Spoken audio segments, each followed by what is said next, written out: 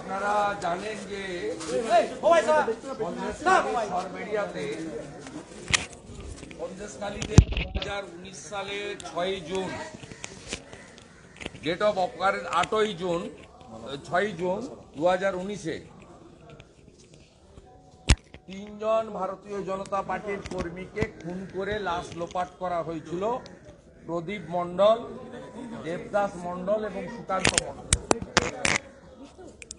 এবং এরপরে যথারীতি বিভিন্ন আদালত হয়েছে এবং আদালতের নির্দেশে সিআইডি ইনভেস্টিগেশন হয়েছিল।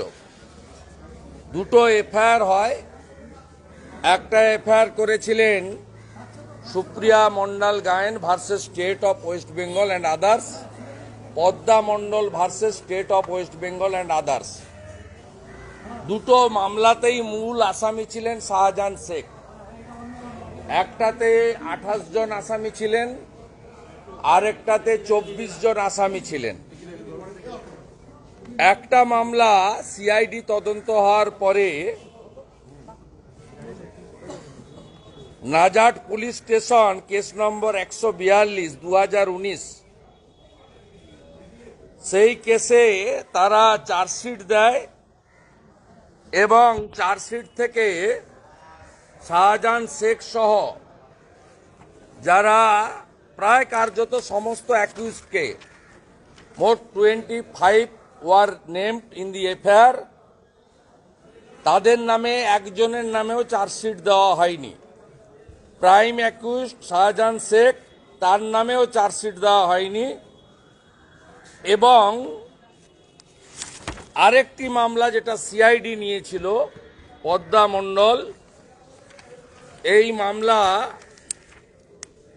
এখানেও শাহজাহান শেখ তিনি মূল অ্যাকিউজ ছিলেন।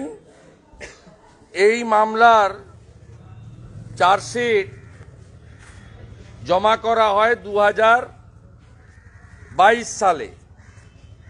2022 সালে এই চার্জশিট জমা করা হয় এবং সেখানেও যারা অ্যাকিউজ ছিলেন মোট 28 জন, তার মধ্যে একেবারে দুটো নামে, একটা হচ্ছে মঈনুদ্দিন মোল্লা নিকনেম মাজেদ, মইজুদ্দিন মোল্লা অ্যান্ড জাভেদ আলী মোল্লা, এদের নামে চার্জশিট দিয়ে দেয়, পরে আবার বেলও দিয়ে দেওয়া হয়।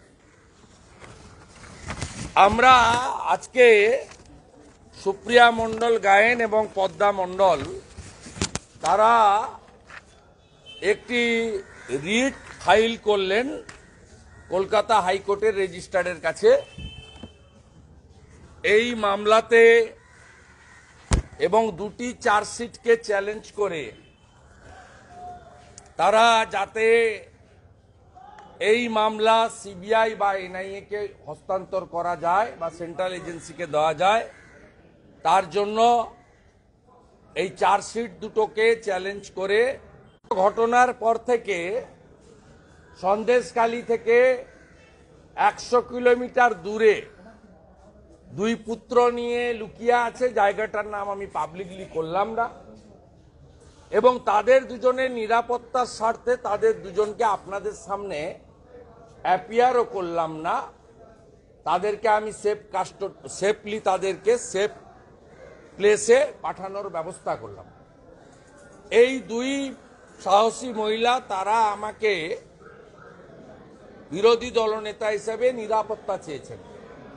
আমি সীমিত ক্ষমতার মধ্যে তাদের এই লড়াইকে কুর্নিশ জানিয়ে তাদেরকে নিরাপদে রাখার ব্যবস্থা করেছি। দুটি পরিবারের 9 জন এই মামলার নিষ্পত্তি না হওয়া পর্যন্ত বা যতদিন তারা মনে করবেন তারা সেফ হাউসে আমার তত্ত্বাবধানে থাকবেন।